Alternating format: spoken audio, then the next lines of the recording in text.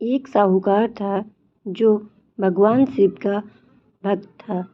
उसके पास धन धान्य की कमी नहीं थी, लेकिन उसकी कोई संतान नहीं थी और वे इसी कामना को लेकर रोज शिवजी के मंदिर जाकर दीपक जलाया करता था।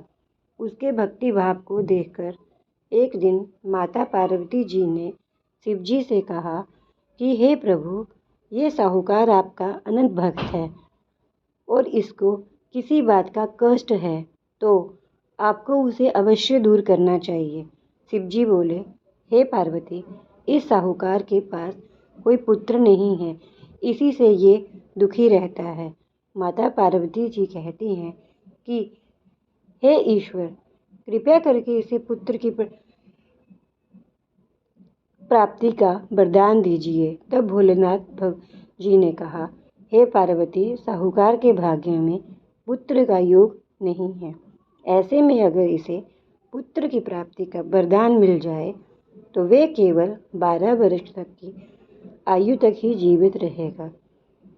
ये सुनने के बाद भी माता पार्वती जी ने कहा, हे प्रभु, आपको इस साहूकार को पुत्र की प्राप्ति का वर देना ही होगा, अन्यथा भक्त क्यों आपकी सेवा और पूजा करेंगे। माता जी के बार बार कहने पर भोलेनाथ ने साहूकार को पुत्र की प्राप्ति का वरदान दिया, लेकिन ये भी कहा कि वे केवल 12 वर्ष तक की आयु तक ही जीवित रहेगा। साहूकार ये सारी बातें सुन रहा था, इसीलिए उसे ना तो खुशी हुई और ना ही दुख। वे पहले जैसे ही भोलेनाथ की पूजा अर्चना करता रहा। उधर सेठानी गर्भवती हुई और 9वें महीने उसे अति सुंदर बालक की प्राप्ति हुई। परिवार में खूब खुशियां मनाई गई, लेकिन साहूकार पहले की तरह ही करता रहा और उसके बालक की 12 वर्ष की आयु का जिक्र उसने किसी से नहीं किया। जब बालक 11 वर्ष की आयु का हो गया तो एक दिन साहूकार की सेठानी ने बालक के विवाह के लिए कहा, तो साहूकार ने कहा कि वे अभी बालक को पढ़ने के लिए काशी जी भेजेगा। इसके बाद उसे बालक के मामा को बुलाया और कहा, इसे काशी पढ़ने ले जाओ और रास्ते में जिस स्थान पर भी रुकना वहाँ यज्ञ करो और ब्राह्मणों को भोजन कराते हुए आगे बढ़ना। उन्होंने भी इसी प्रकार किया। रास्ते में एक राजकुमारी का विवाह था, जिससे उसका विवाह होना था। वे एक आंख से काना था, तो उसके पिता को इस बात की बहुत चिंता थी। जब उसने अति सुंदर साहूकार के बेटे को देखा तो मन में आया, क्यों ना इसे घोड़ी पर बिठाकर शादी के सारे कार्य संपन्न करा लिए जाएं। तो उसके मामा ने बात की और कहा, इसके बदले में हम आपको अथाह धन देंगे, और वे राजी हो गए।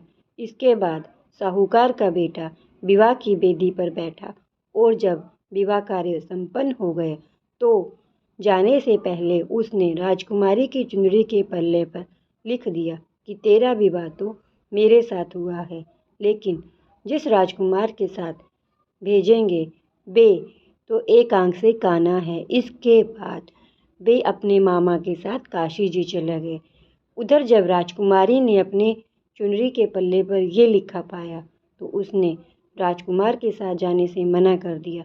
तो राजा ने भी अपनी पुत्री को बारात के साथ विदा नहीं किया। बारात वापस लौट गई। उधर मामा और भांजे काशी जी पहुंच गए थे। एक दिन जब मामा ने यज्ञ रखा था तो भांजा बहुत देर तक बाहर नहीं आया। तो मामा ने अंदर जाकर देखा, भांजे के प्राण निकल चुके थे। वे बहुत परेशान हुए, लेकिन सोचा कि अभी रोटना पीटना मचाया तो ब्राह्मण चले जाएंगे और यज्ञ का कार्य अधूरा रह जाएगा।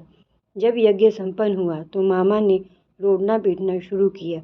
उस समय शिव पार्वती उधर से जा रहे थे, तो माता पार्वती जी ने शिव जी से पूछा, हे प्रभु, ये कौन रो रहा है। तभी उसे पता चला ये तो भोलेनाथ के आशीर्वाद से जन्मा साहूकार का पुत्र है। तब माता पार्वती कहती हैं, हे स्वामी, इसे जीवित कर दें, अन्यथा रोते रोते इसके माता पिता भी प्राण निकल जाएंगे। तब भोलेनाथ ने कहा, हे पार्वती, इसकी आयु इतनी ही थी तो वे भोग चुका, लेकिन माँ के बार बार आग्रह करने पर भोलेनाथ ने उसे जीवित कर दिया। लड़का ओम नमः शिवाय करते हुए जी उठा। मामा भांजे दोनों ने ईश्वर को धन्यवाद दिया और अपनी नगरी की ओर लौटे। रास्ते में वही नगर पड़ा जहाँ और राजकुमारी ने उसे पहचान लिया। तब राजकुमार आरी के पिता ने साहूकार के बेटे के साथ बहुत सारे धन धान्य के साथ राजकुमारी को विदा किया।